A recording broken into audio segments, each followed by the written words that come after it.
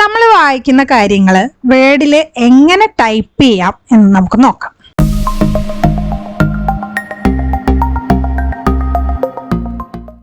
നമ്മളിൽ പലർക്കും ടൈപ്പിംഗ് അത്ര വശം ഉണ്ടാവില്ല, സ്പീഡ് ഉണ്ടാവില്ല. പക്ഷെ പ്രൊജക്റ്റ് ഒക്കെ ചെയ്യുന്ന കുട്ടികൾക്ക് ഒരുപാട് ഉപകാരപ്രദമായിട്ടുള്ള ഒരു കാര്യമാണ് ഇന്ന് ഞാൻ പറയുന്നത്. അതിനു വേണ്ടിയിട്ട് നിങ്ങൾ ഒരു വേർഡ് ഓപ്പൺ ചെയ്യുക. പിന്നീട് നമുക്ക് ഇഷ്ടമുള്ള ഫോണ്ട് സെലക്ട് ചെയ്യാം.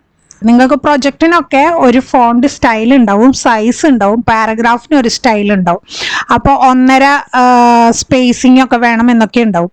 അപ്പം നമുക്ക് വേണ്ട രീതിയിൽ ഈ വേർഡ് ഫയലിനെ ഫോർമാറ്റ് ചെയ്തതിന് ശേഷം നിങ്ങൾ വേർഡിൻ്റെ ഈ ഫയലിൽ ടൈപ്പ് ചെയ്യുന്ന ഭാഗത്തൊന്ന് ക്ലിക്ക് ചെയ്യുക. അപ്പോൾ കർസർ ഇവിടെ വരണം. അതിനുശേഷം വിൻഡോ കീയും എച്ച് കീയും കൂടെ പ്രസ് ചെയ്യുക. അപ്പം നിങ്ങൾക്ക് ഇവിടെ ഒരു ഐക്കൺ വരുന്നത് കാണാം.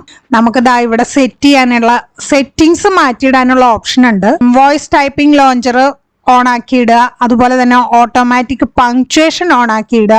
അതിനുശേഷം നമ്മുടെ മൈക്രോഫോൺ ഏതാണെങ്കിൽ, ഇതിൽ ഒരുപാട് മൈക്രോഫോണുകൾ കാണും, നമ്മുടെ മൈക്രോഫോൺ ഏതാണെങ്കിൽ അത് സെലക്ട് ചെയ്യുക. അപ്പോൾ എൻ്റെ മൈക്രോഫോൺ എന്ന് പറയുന്നത് ഹെഡ്സെറ്റ് ആണ്, അതുകൊണ്ട് ആ ഓപ്ഷനാണ് സെലക്ട് ചെയ്തിരിക്കുന്നത്.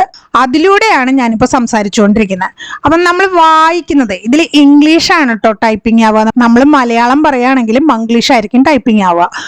നമ്മൾ പറയുന്ന കാര്യങ്ങൾ എങ്ങനെയാണ് ഇനി ഇതിൽ ടൈപ്പിംഗ് ചെയ്യുക എന്നുള്ളത് നമുക്ക് നോക്കാം. സെറ്റിങ്ങിൽ ഒന്നും കൂടെ ക്ലിക്ക് ചെയ്താൽ ആ പോപ്പപ്പ് ആയി വന്ന വിൻഡോ മിനിമൈസ് ആയിക്കോളും. ഇനി നമുക്ക് ഇവിടെ ഒരു മൈക്കിന്റെ ഐക്കൺ കാണാം. ആ ഐക്കണിൽ ഒന്ന് ക്ലിക്ക് ചെയ്യുക.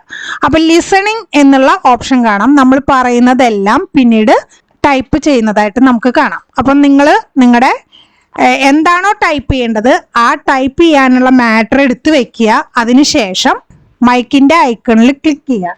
ക്ലിക്ക് ചെയ്തിട്ട് വെറുതെ വായിച്ചു കൊടുത്താൽ മാത്രം മതി.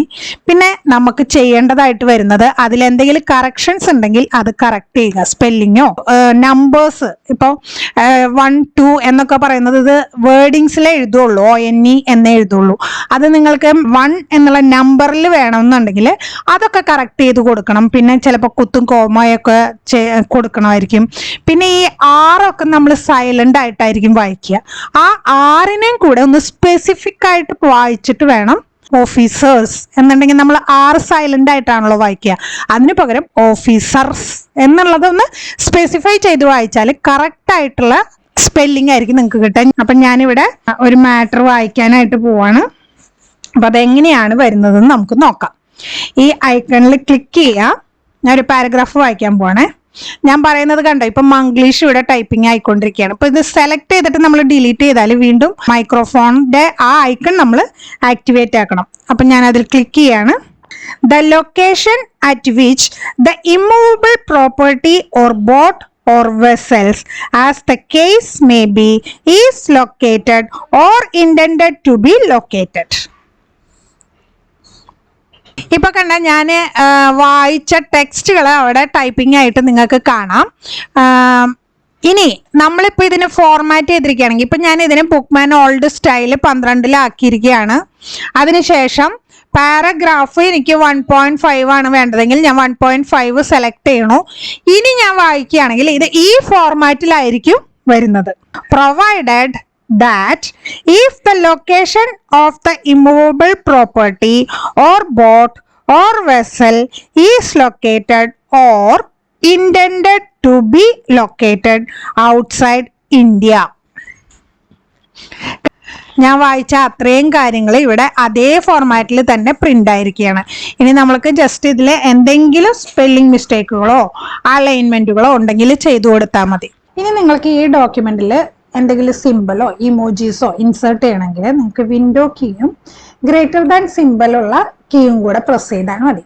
അപ്പോൾ നിങ്ങൾക്ക് ഇമോജീസും സിമ്പിൾസും ഒക്കെ കാണാനായിട്ട് പറ്റും. കൂടുതൽ സിമ്പിൾസ് കാണണമെങ്കിൽ ഈ കാണുന്ന ആരോയിൽ ഒന്ന് പ്രസ് ചെയ്താൽ മതി. അപ്പോൾ നിങ്ങൾക്ക് ഏത് സിമ്പിളാണോ വേണ്ടത് ആ സിമ്പിൾ നിങ്ങൾക്ക് ഇവിടെ നിന്ന് സെലക്ട് ചെയ്യാനായിട്ട് സാധിക്കും. അതുപോലെ തന്നെ നിങ്ങൾക്ക് ഇമോജീസ് ആണ് വേണ്ടതെങ്കിൽ ഇവിടെ ഇമോജീസിൽ ക്ലിക്ക് ചെയ്താൽ കൂടുതലായിട്ടുള്ള ഇമോജീസ് കാണാനായിട്ട് പറ്റും. അതിൽ ഏത് ഇമോജിയാണോ നിങ്ങൾക്ക് വേണ്ടത് അത് സെലക്ട് ചെയ്യുക. ആ ഇമോജി അവിടെ വരുന്നതായിട്ട് കാണാനായിട്ട് സാധിക്കും. നമുക്കിതിനിടയ്ക്ക് നമ്മുടെ ഡെസ്ക്ടോപ്പ് ഒന്ന് ഷോ ചെയ്യണമെങ്കിൽ കൺട്രോളും ലെസ് ദാൻ കീയും കൂടെ പ്രസ് ചെയ്താൽ മതി. പക്ഷേ കൺട്രോൾ കീ വിടുന്നതോട് കൂടിയിട്ട് ഈ വിസിബിലിറ്റി, ഡെസ്ക്ടോപ്പിലേക്കുള്ള ആ ഒരു വ്യൂ നമുക്ക് നഷ്ടമാകും. ഇനി ഡെസ്ക്ടോപ്പിലെ ഏതെങ്കിലും ഫയലുകൾ നമുക്ക് ഓപ്പൺ ചെയ്യണമെങ്കിൽ വിൻഡോ കീയും ഡി കീയും കൂടെ പ്രസ് ചെയ്താൽ നമുക്ക് ഡെസ്ക്ടോപ്പിലേക്ക് തന്നെ നമ്മളുടെ വ്യൂ എത്തിക്കാനായിട്ട് സാധിക്കും. പിന്നീട് നമുക്ക് ഡെസ്ക്ടോപ്പിലുള്ള ഏതെങ്കിലും ഫയലുകൾ ഓപ്പൺ ചെയ്യണമെങ്കിലും ഒക്കെ നമുക്ക് എളുപ്പത്തിൽ ഓപ്പൺ ചെയ്യാനായിട്ട് സാധിക്കും. നമ്മളിങ്ങനെ ഒരുപാട് ടാബുകൾ നമ്മൾ ഓപ്പൺ ചെയ്ത് വെച്ചിട്ടുണ്ട്. ഇതിൽ ഏതെങ്കിലും ടാബിന്റെ URL നമുക്ക് കോപ്പി ചെയ്യണമെങ്കിൽ ആക്റ്റീവ് ആയിരിക്കുന്ന ടാബിലെ കൺട്രോൾ L പ്രസ് ചെയ്താൽ നമുക്ക് ആ URL സെലക്ഷൻ ആയിട്ട് കാണാം. പിന്നീട് കൺട്രോൾ C പ്രസ് ചെയ്ത് കോപ്പി ചെയ്യുക. അതിനുശേഷം കൺട്രോൾ V പ്രസ് ചെയ്ത് എവിടെയാണോ വേണ്ടത് അവിടെ പേസ്റ്റ് ചെയ്യുക.